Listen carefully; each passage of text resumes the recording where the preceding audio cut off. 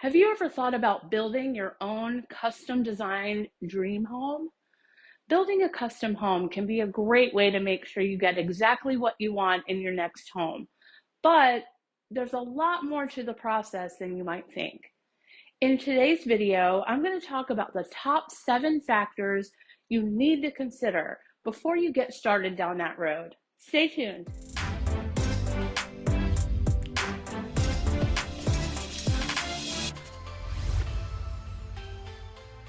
Hi everyone, welcome back to my channel. If this is your first time watching, my name is Andrea Delancy. I've been a realtor in the Jacksonville, Florida area for over 18 years and a resident here for over 30 years. I'm here to help you elevate your home and lifestyle. Be sure to check out my website for more information on me and my services. And while you're here, do me a big favor. If you find any value in my content, hit like and subscribe and help me get my videos out there to more people like you. Okay, so one of the questions I get all the time is, can't we just buy a lot and build our own custom home? Well, yes, that could be an option. But what most people don't realize is there's a lot more to it than you would think, and it may not be the right option for everyone. Before you dive in, you need to know what's involved. Today I'm going to talk about the top 7 factors that could be possible pitfalls you really need to consider before choosing to build a custom home. Let's get started. Number 1, find the builder first. A lot of people considering building a custom home think they should find the parcel of land first. Some even want to hold on to it for a few years before they start to build anything on it. But one of the most important steps, and one you should take up front, is to find the right builder who can help you find the best lot of land that will accommodate your vision. There are so many factors to take into consideration, and an experienced and reputable custom home builder can help ensure you're making the right decisions and looking at it from all the angles. You should be talking to builders in conjunction with searching for and buying the land. Some custom home builders even have parcels of land they've already purchased that all fit the right criteria. Number 2, zoning and land use restrictions. You would think finding the land would be the easy part, since you can almost always see acres and acres of land just about everywhere. Even if you go out to more rural areas, and you might drive by empty lots all the time. But what most people don't understand is the key here is that the land has to be buildable. You have to look at land use and zoning laws and building codes.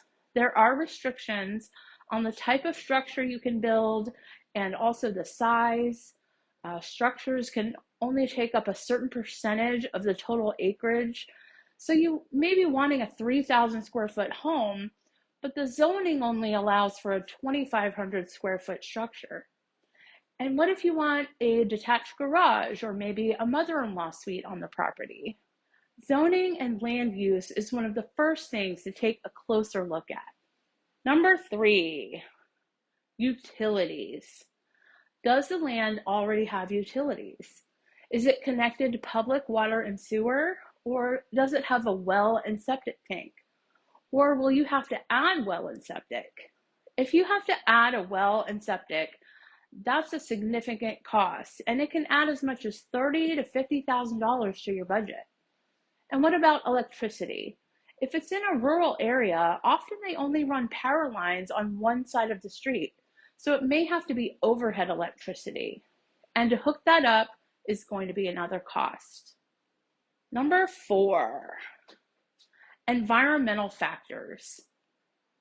Here in Northeast Florida, you have to be aware of flood zones, elevations, and wetlands. Wetlands are protected and can't be disturbed, so you may have 2 acres of beautiful land, but only a third of it can be used. An environmental study has to be done to determine exact wetland areas.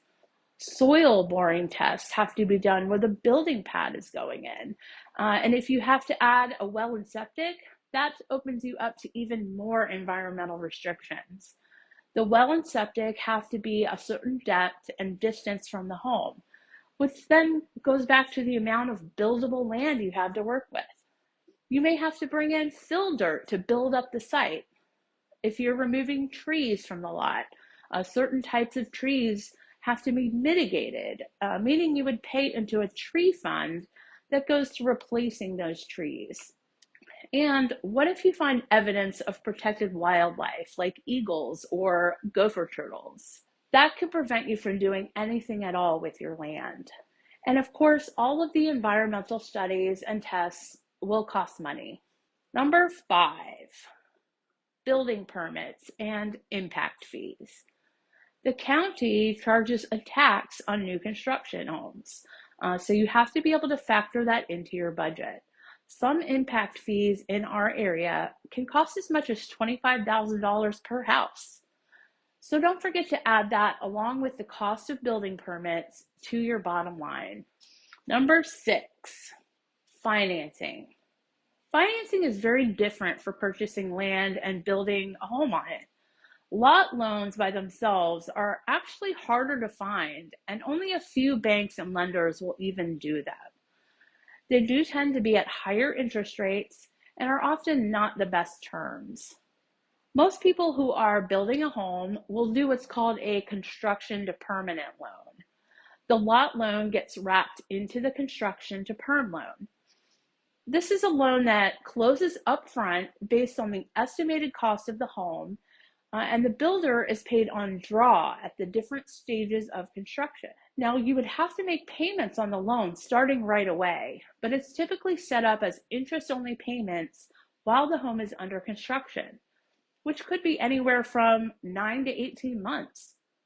And then once the home is completed, it converts to a normal mortgage. Number 7, cost. Last but not least, probably the biggest factor to consider when deciding whether or not to build a custom home is the cost. As I talked about throughout the video, just the additional inspections, testing, and environmental studies that have to be done on the land itself will add several $1,000s to the process. And that's even before you purchase the land. But just to build the home itself, what's referred to as bricks and sticks, the cost in our area right now is running anywhere between $400 and $450 per square foot.